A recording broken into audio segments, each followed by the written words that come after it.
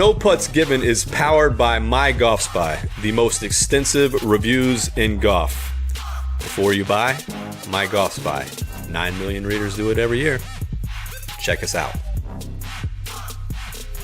All right, so let's start with the new driver from Callaway. It is 2020 Callaway Maverick.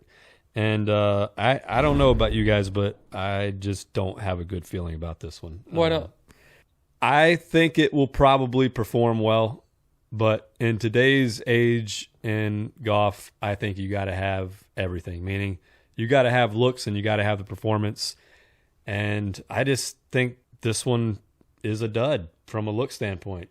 I don't like the color scheme. I don't like the look of the driver. And this isn't just coming from me. These are coming from sales reps that we've talked about, Callaway sales reps. Is this the one? Is this like a picture that we've seen on the Tinternet, or? Well, USGA has the black and white version because anytime a driver hits the list, it's generally something that a pro is going to put into play, or that they can put into play, right? So we've seen that picture, and for anybody out there that's interested in taking a look, that driver and the information that we know right now is also on MyGolfSpy. But Tony, you know, it's release season. There's going to be a lot of stuff. It's going to be fast and furious over the next few weeks. Callaway kind of starts it off first after the Cobra. You know, first look, what do you think about the Callaway Maverick driver? Well, you know, I think it's important to point out, right, that the realities of the golf market, such as it is, there's really only two companies that are going to be in the conversation for the best-selling driver of the year, right? It's going to be TaylorMade and Callaway. Earlier, you know, a couple weeks back, I caught a little bit of hell when I predicted that the TaylorMade driver was going to be the best-selling. Well, you sold out, right? Yeah, I sold out for sure, right? I'm still waiting for my check. So, having seen some pictures of the Maverick with that aren't the USGA and you know, sort of the chatter we're hearing from inside retail, I've seen nothing that's going to make me change my mind. I think it's going to be TaylorMade's year. Callaway is going to have to tell a hell of a story, I think, on this one. One way to think about it, right? The soul of the club, which you never ever really need to see on the golf course, is a good bit of what sells a club at retail off the shelf. The crown is more what sells it on the golf course. But you know, just looking at that soul design, you and I talked about it. I mean, just looking at it and having seen the actual color scheme, I look at it, I'm like, man, this looks like a first gen or a second generation M2 hooked up with an old Cobra and had a baby that came out simple.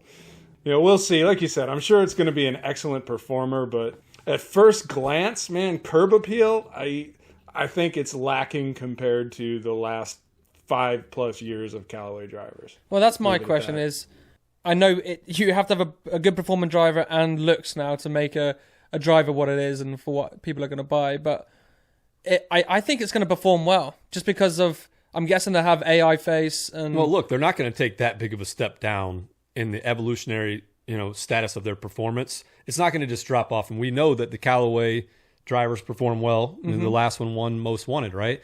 But let's face it, like Tony said, golfers oftentimes go, well, you know, who the hell cares about what the bottom of the club looks like? The bottom of the club is really important. If you don't believe so, you know, you're crazy, because how golfers, if you go at retail, buy clubs. Yeah, they look at the sole first. They go look at the sole, and then they drop it down, and then they decide whether or not what their next step's going to be. Next step can be one of a couple things: to go into a bay and hit it, and if there's in a store that doesn't have a bay, they walk up to the register and buy it or not, right? And that's always the hero shot. That is what shows up at every retail is sold at club. So it's massively important, right? So that's one thing. The other thing is when you have Callaway sales reps telling you that the bottom of the club looks so bad and the burnt orange color and black color looks so bad that how the hell do you expect me to sell this thing? That's the first I've heard from any Callaway sales rep in the last X amount of years that they don't even really stand behind the product. When Nike came out with the red driver, and that was a huge risk for them. And what happened to that business? You know. Well, I mean, you're talking crown color versus sole color, right? And we've seen this for years in our testing, right? When we try and reconcile the subjective feedback we get from our testers when they tell us what they think about what a club looks like, what it feels like, versus how it performs in their hands, there's almost no correlation, right? The sort of the idea that I have to like the way it looks to feel confident and get good performance out of it doesn't really hold up when we look at the data. But again, for a guy who's just going to go and pull something off a shelf, there does seem to be some risk here that he may be incentivized to pull something else instead. But I mean, that's 90% of the golfers out there. Yeah, this is a Callaway driver. I mean, we've seen the last iterations.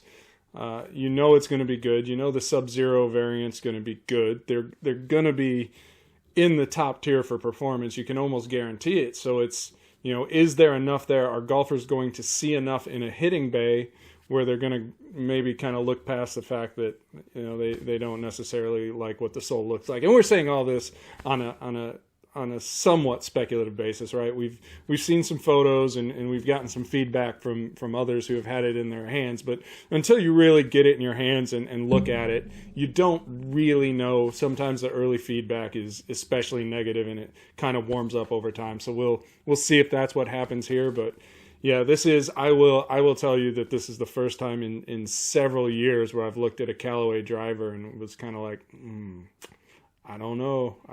Well, here's the thing: is if you play with your boys on a Saturday morning, you know there's banter flying around. So if you've got this club that you think is going to be one that you're just going to catch too much, you know, crap from, do you put it in? Because all they're going to hear is like, "Oh, look at this." Those are all real things. If it's longer, yeah. If you're longer with it and you're hitting more fairways, yes. But we know that even the separation in that top group, right? The difference, you take the handful of top performing drivers across our test. I mean, the gap there is minimal, and it's minimal enough where, you know, you can be like, yeah, this one performs like that much better, but I really like the way this one looks and sets up and all these other things that are part of the buying decision. It could be important. Hey, MYGOLFSPY only cares about performance, right? That's what we say all the time. But we also know that the consumer also cares about looks, right? And that's a reality. So that's why we take feedback for every test that we do. Especially drivers. I mean, game improvement stuff gets to be entirely subjective anyway, and a lot of people think it's all ugly. But when you look in the driver space, I mean, you're hard-pressed to go back and find a situation where you go, yeah, that was one of the ugliest drivers on the market this year, and it still sold really well. Like the top performers tend to look good. The top sellers tend to look good. I mean, it's all part of the package in making a driver. And so, yeah, first looks, the Callaway Maverick, she ain't pretty. You know what I mean? Yeah. To be determined, right? I hate to judge anything by the USGA photos, and I hate to judge anything by some of the stuff that's leaked to us that, you know, isn't an angle I would personally shoot. But like you said, some of the chatter from the field and the guys in shops, that's what makes me a little bit nervous. I think, you know, I always defer to the Nike maxim, right? And what Nike always says, the consumer decides. And so it doesn't really matter what we think. It doesn't matter what the early impressions are. Golfers are going to go out there. They're going to try it. They're going to decide if they like it, and that's going to be, you know, ultimately what decides whether or not this thing's a hit. We got a little bit ahead of ourselves. So what is the Callaway Maverick? Basically, there are two basic lines, right, for the drivers. There's the Epic line and kind of what was the Rogue line, which now will be the Maverick line. And if you look at what the main difference is, just so everyone out there kind of understands what those are between those two lines, the Epic is your more traditional looking driver, right? The Maverick now, which is a replacement kind of for the Rogue, is a more flattened... Elongated is the word, kind of that more of a bullet shape kind of typically. Yeah. Also, for Epic, that's going to have the sliding weights, where Maverick will have the fixed weights. And flip weights in the Sub-Zero. Yeah. And the other thing is was price differentiation, right? But now, Callaway kind of thinks they're a premium brand, right? And premium for Callaway now for drivers equals $500. Well, at least we are hearing, so I'm hearing that Maverick is going to be priced lower than Epic Flash was. I don't know how much lower. I would be surprised if it's lower than $5, but I don't know. We'll see. But yeah, premium, they're not going to go $399, I don't think. No. So why would you buy a Maverick over an Epic if they're fairly similarly priced? Well, I go for the one that gives me the best performance and what I'm looking for, right? Optimize launch conditions. And really, it could be a case of knowing how you like to tinker, right? Are you a guy that needs to move weight from the heel to toe? You know, are you looking to tweak draw fade bias? Or are you looking to ultra trajectory, high, low, that sort of thing? So that could be a point of differentiation, right? How the weights work and which provides the most benefit for you. So things like that, there's going to be almost certainly an MOI difference. I would suspect, just based on the shaping, that the Mavrik is going to be more forgiving than the Epic Flash was in the standard model. So things like that. But ultimately, it really comes down to performance. And certainly, this is going to be a case where I don't think Callaway is going to tell you that the Mavrik is better than the Epic Flash. I think the position is, look, this is an alternative. It's yes, it's newer, but like anything else, it's fitting. You think they're going to send one to Tom Cruise for the new movie? They should, right? If Harry Arnett was still there, I can guarantee. That's Tom right. Cruise Tom Cruise would be rocking this thing right now, be waving around at the next Scientology meeting or something. It's the same length as him, though, isn't it? So, so yes.